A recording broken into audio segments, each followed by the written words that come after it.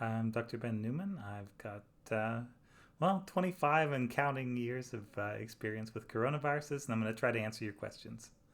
Next question is from Jackie. All right, back again. Yes, great. So let's see. Hi, Dr. Ben. Here in England, there's talk of some kind of vaccine passport to get into places, etc. Yeah, boy, I'm torn about this one. All right, let's read the rest of the question. If you can still catch it when vaccinated but are unlikely to get seriously ill from it, yeah, that's still the case. You can still pass it on. Yeah, there's no reason why you couldn't pass it on.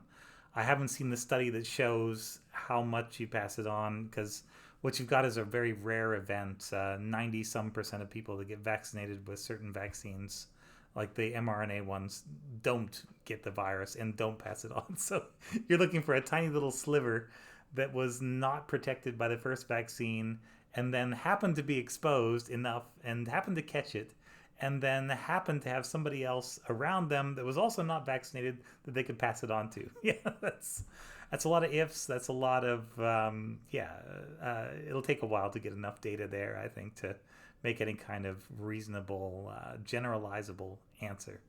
Um, yeah.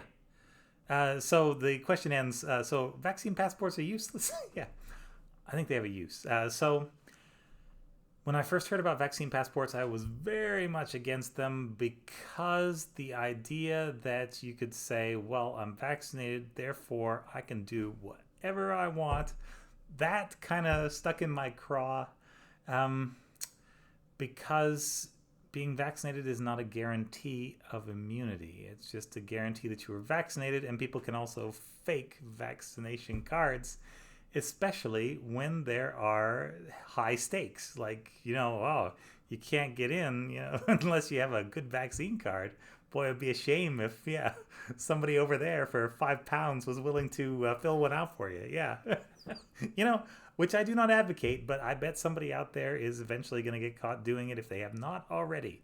Because the demand will be there, I think, and the supply will catch up. Yeah, if economics is any guide. Yeah.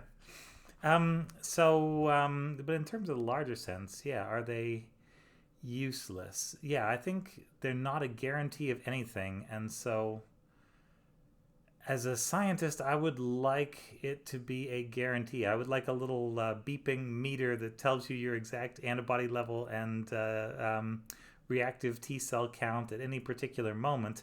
And then you can look at that and say, okay, yeah, it says I'm good. So, yeah. um, I think where they have a use, and this is very cynical, but is as a tool to convince people to do the right thing and actually get vaccinated. If you start requiring it for things that people want to do, then it's not so much that you have to get off, your backside and go down to the whatever NHS trailer or CDC, van and say, "Oh, come on, put it in me." Yeah. Then there's like a reason, there's like a motivation there, and so the idea is that may drive a little bit more.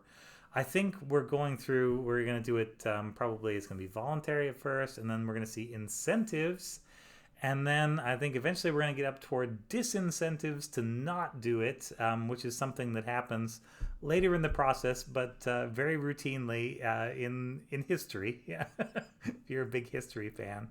And then you just see requirements or something like that, maybe at the very last step.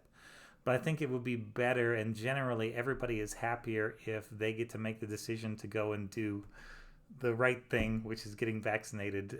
So that's human nature is what we're running up against. It's nothing to do with science per se, because the vaccine's awesome and it works really well. And yeah, all of the problem is in here. Monkey brains don't always work that well. So there we go. Thanks very much. That's all I've got to say on that. And wish you the best with your weird little vaccine passport. I think they'll be at least experimented with around the world before too long. I've heard talk about them in a lot of places. So there you go.